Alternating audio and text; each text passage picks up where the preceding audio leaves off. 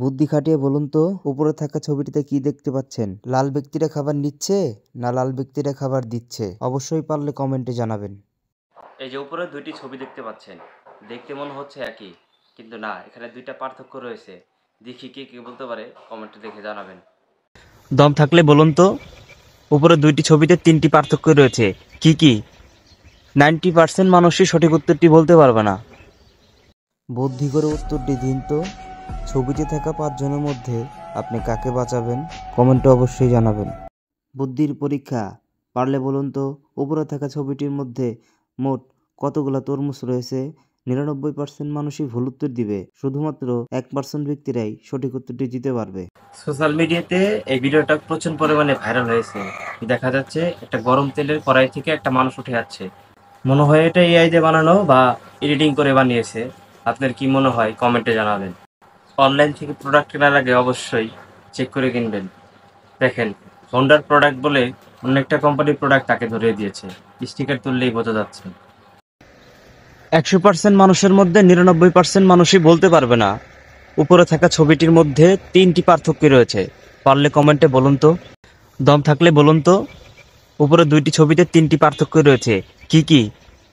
90% মানুষই সঠিক উত্তরটি বলতে পারবে না। বুদ্ধিমানরা পারলে বলেন তো, কোন ফল কিনতে গেলে দুইবার নাম বলতে হয়? উপরে ছবিটা দেওয়া আছে, পারলে কমেন্টে জানাবেন।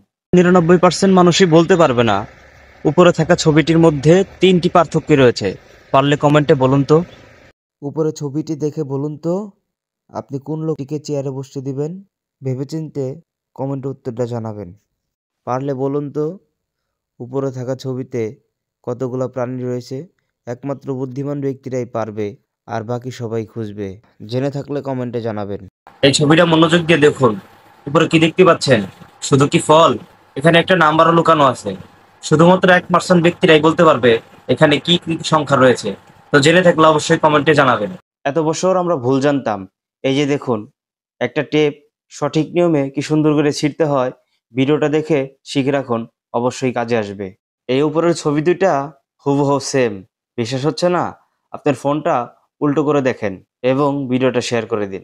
জীবনে প্রায় অর্ধেক সময় শেষ হয়ে গেল, কিন্তু এইভাবে যে তেল ঢালতে হয়, এভাবে যে তেল ঢালা যায়, আগে জানতাম না।